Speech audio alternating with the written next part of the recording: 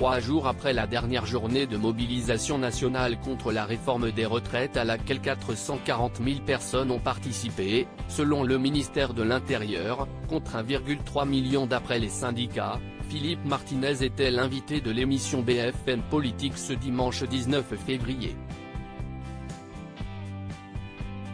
Le secrétaire général de la CGT a notamment été interrogé sur l'opposition à la réforme de la France insoumise et l'implication de son fondateur, Jean-Luc Mélenchon.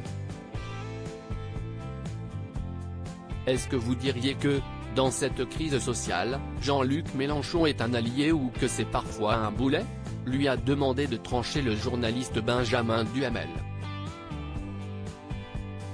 Refusant à choisir l'une des deux alternatives proposées, le leader syndical a blâmé l'échec des débats législatifs qui se sont achevés le 17 février, sans vote du projet de loi, le fait de ne pas aller jusqu'à l'article 7 pour que chacun puisse afficher ses positions, c'est un problème.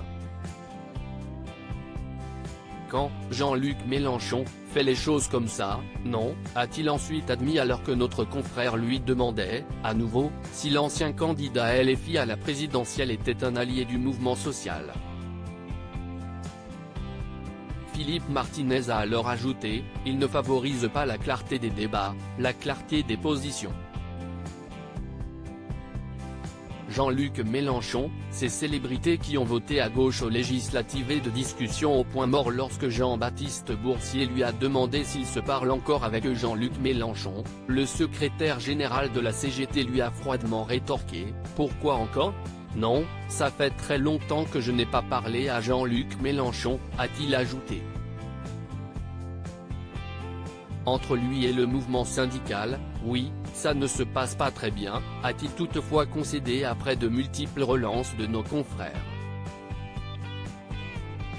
Questionné par le présentateur de BFM Politique sur les complications pour la mobilisation sociale qui pourraient découler de cette absence de dialogue avec le leader insoumis, Philippe Martinez a tenu à conclure en se montrant rassurant, « On discute avec des représentants de la nation, ceux qui siègent au Parlement. »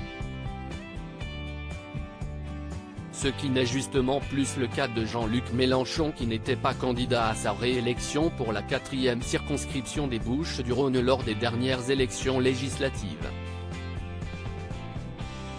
Article écrit en collaboration avec 6 médias.